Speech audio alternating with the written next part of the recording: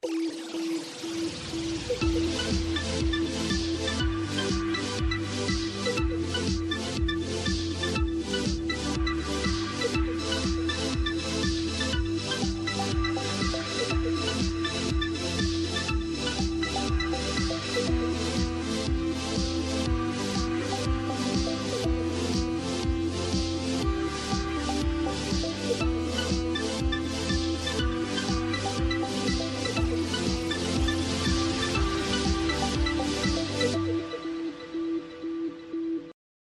and welcome to Money Matters on TV360 Nigeria. I am Adeshewa Odushoga.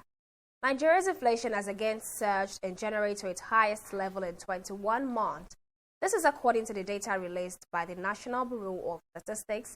As prices increased across all categories measured, inflation stood at 12.13% in January compared to 11.98% in December 2019, showing a 0.15% margin, marking the fifth straight month of increases. The consumer inflation rate in January was the highest since April 2018, when it stood to 12.48%. Inflation had dropped to its lowest in almost 4 years in August, but has risen steadily in the wake of the border closures.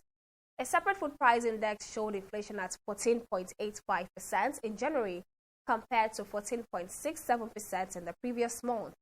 The report says this rise in the food index was caused by the increases in prices of bread and cereals, meat, oils and fats, potatoes, yam and other tubers and fish.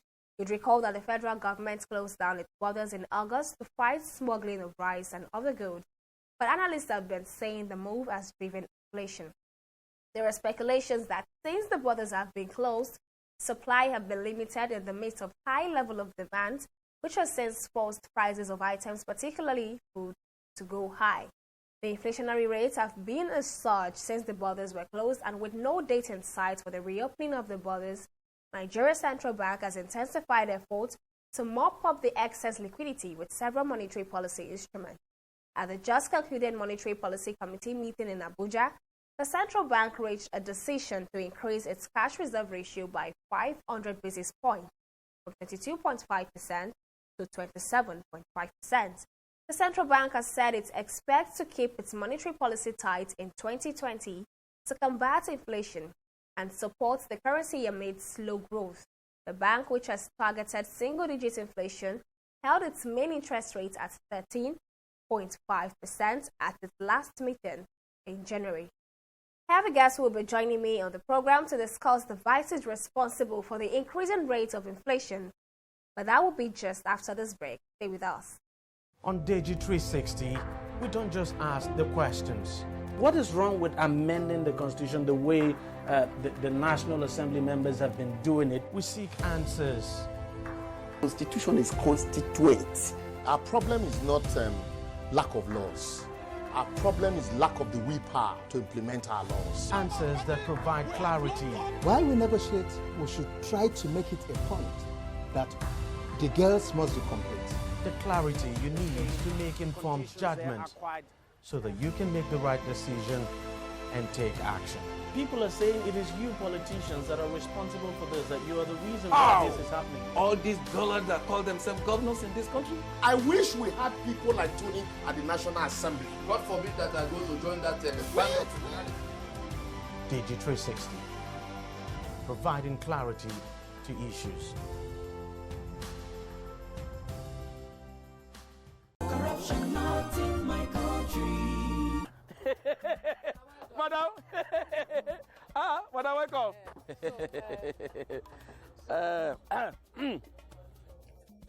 Okay, madam, no worry. When you deliver the balance, we'll give you the goods. No problem, no problem. All right, so now well done. Thank you. Hey, Oga, I still say she don't bring money. Maybe we use this one for him now. She wants mahogany, not white wood. Oga, our work now to join wood together, deliver whatever to customer. Put the remaining profit for pocket. This is corruption, not in my country. Corruption not in my country. Stop corruption now. Welcome back. If you're just joining us, we've been discussing the country's increasing inflation rate, which have since surged to 12.13%. Now, joining me to discuss this is the Director General of the Lagos Chamber of Commerce and Industry, Muda Yusuf. Thank you for joining us on the program. Thank you very much. Okay, Director, we have just seen that the inflation rates have increased again, and this time the highest in 2 years, standing at 12.13%. What do you think is influencing this increase? Inflationary pressure that has been increasing in recent times has been as a result of a number of factors. First, there is the factor of productivity, because productivity in the economy has been declining over the last few years. Productivity in the agricultural sector, productivity in the manufacturing sector. And all of these things are driven essentially by the operating environment, especially in the real sector of the economy. In the agricultural sector, for instance, the yield per acre has been declining over time. There is also the factor of the security that has affected quite a number of farming communities.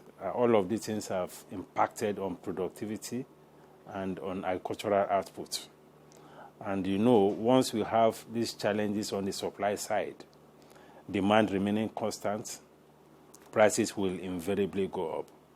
And if you disaggregate the inflationary numbers, you see that food inflation is accounting for the higher proportion of the inflation. So all the challenges that has affected food production, ranging from productivity, and the second one is the logistics. Cost of logistics has also been very high because of transportation costs around the country.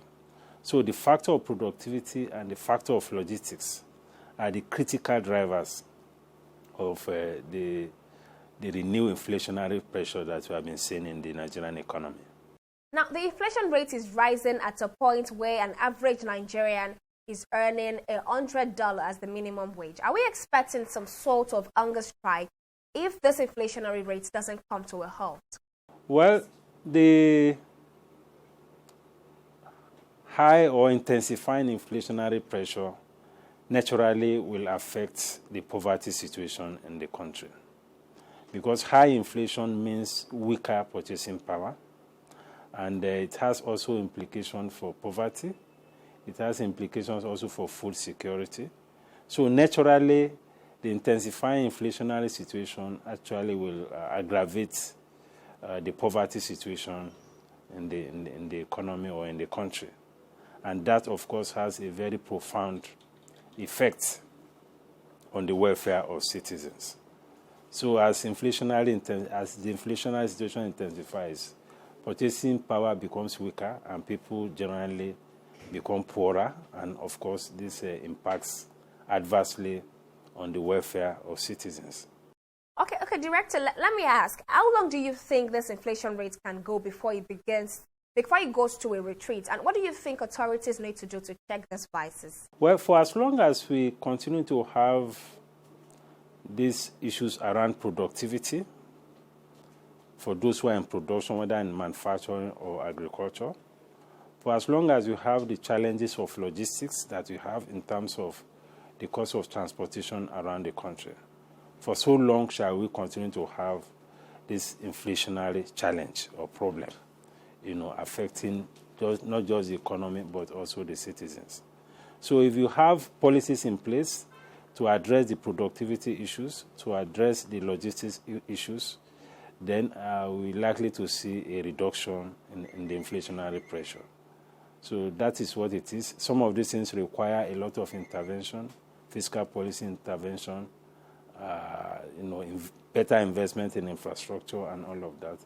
These are the things that we need to do, because the inflation that we have is essentially cost-driven or cost-push inflation. So if we have to deal with it, we have to deal with it from the point of view of how we can moderate the cost of production and the cost of transportation. Okay, you mentioned transportation and production as a contributory factor. Now, what do you think is driving these factors? Well, the major drivers of cost, first, the energy cost, that many industries and processing firms incur. The second component, of course, is the cost of transportation around the country because of the quality of roads, essentially. The third has to do with productivity, because if you take the agricultural sector, for instance, the quality of seedlings, the use of technology, all of those things are not quite being used sufficiently in the agricultural sector. And that is affecting productivity in agriculture. So it's a combination of all of these factors that have been driving costs within the economy. There is no doubt that the Central Bank of Nigeria have been coming up with monetary policy instruments to mop up excess liquidity. Of course, what else do you think can be done? Well, the natural response of the Central Bank of Nigeria is to continue to deploy monetary policy tools, essentially looking at what the CBN can do with the cash reserve requirements. Recently, that was adjusted to 27.5%. Look at monetary, issues like liquidity ratio and some other monetary policy tools that the CBN uses to ensure that we have a tight monetary policy to control liquidity within the economy. But there's a limit to which monetary policy solution can solve this problem, because we are talking about productivity, we are talking about cost of operation. Monetary policy tools or solution has very limited impact on that. So there's a lot more to do on the fiscal policy side to address the issues of cost, to address the issue of productivity, and to address the issues of competitiveness within the economy. From the record now, the rise in inflation came at a time the federal government took up the decision to close down its borders. Can we attribute the border closure to the rise? The border closure has an impact on food prices, essentially, because a lot of the food items come in through the neighboring countries. Some legally, but most of it illegally. So the closure of the border has affected the supply side of the food supply dynamics within the economy. And because there is a shortfall in supply, prices have gone up. So that is the impact that the border closure has had. And it's not easy for the supply side within the economy in terms of those who are producing domestically to immediately adjust the supply to be able to meet up with the demand. So that supply gap has led to an increase in prices. So it has further compounded the inflationary situation that we have. So for as long as the borders remain closed, there's likely to be that supply challenge, especially from the perspective of food prices. And for as long as that is so, prices of food items are likely to remain high. VAT is now 7.5%. It was reviewed from 5%. That's a 50% increase. For many of those who are in production and service providers, this additional cost is being passed on to the consumers. So that also is adding to the inflationary situation that we have. In some cases where the producers are not able to pass on the cost, they are to take on this cost, which means that their own profit margin will be lower. It will be thinner. So whichever way, the VAT has added to the problem of cost. It has also added to the challenge that those who are investors in the economy face in terms of their profit margins. Director, you have constantly mentioned the issue of infrastructure. How would you rate the performance of this administration in the case of infrastructural development? Well, the government has been doing its best, especially at the federal level, to improve on the infrastructure situation in the economy. But the government is also constrained by resources. If you look at the structure of the budgets, almost 80% of the budget is going to recurrent expenditure, which leaves out just about 20% for capital expenditure. And it's not the totality of the capital spending that goes into infrastructure. So there's a major challenge with resources, with finances, with funding of infrastructure. So the impact of government spending on infrastructure has been severely limited because of the constraints of funding. In the current budget, for instance, the capital component of the budget is just over 2 trillion. And what will be available for infrastructure is probably around 1 trillion or less. And at the end of the day, the actual releases for infrastructure may even be far less than that. So there's a major issue with infrastructure financing. The infrastructure deficit is very huge. Unless we're able to bring on board other modes of funding for infrastructure, we continue to have a major gap in terms of infrastructure provision. That is why there has been all sorts of propositions, particularly for government to come up with a model that will allow for increased private sector financing of infrastructure through a proper framework of public-private partnership. We haven't had the kind of model that will inspire the confidence of investors to bring in capital into infrastructure financing. And we also need to de-risk the infrastructure space so that we can attract more private sector funding, whether from domestic sources or from foreign sources. But it's inevitable because that is the only way we can fund infrastructure properly in order to reduce the infrastructure deficit that we have in the country. We've also seen that insecurity in Nigeria is worsening. I mean, the issue of kidnapping, bandit attacks, insurgency, farmer crisis, and the likes. And this has particularly affected farmers. Can we say this has also contributed to the inflation increase? Well, insecurity is a factor because the problem of security has affected many farming communities.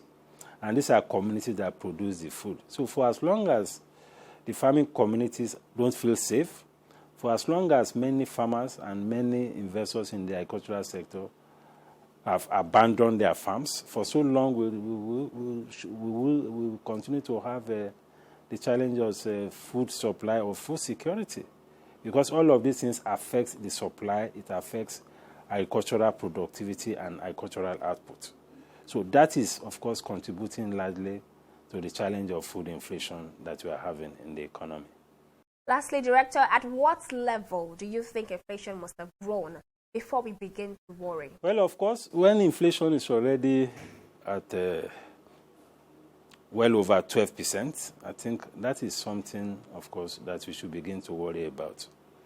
Ideally, inflation should be single digits, and that is what is happening in many of the advanced economies. The target of the central bank is also to ensure that we have single-digit inflation, at which point the CBN may now begin to review some of its monetary policy conditions. But the situation has been worsening. And inflation, as you know, it has very adverse impact on the welfare. It affects cost of production. It affects operating costs. It affects profit margins. It affects the capacity of businesses to create jobs.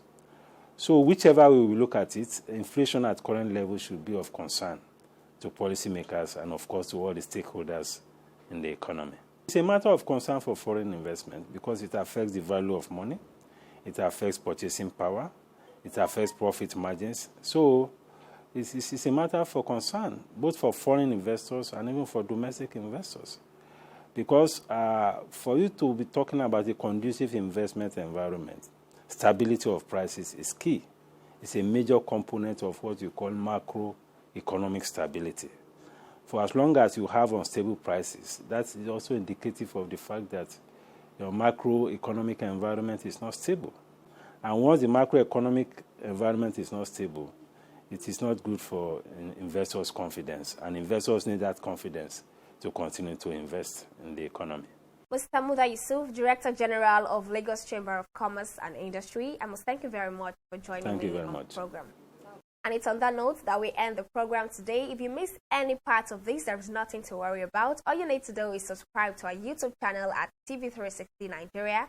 On Facebook is TV360 Online. And of course, Instagram and Twitter is TV360 Nigeria. Thanks for watching. See you again next time.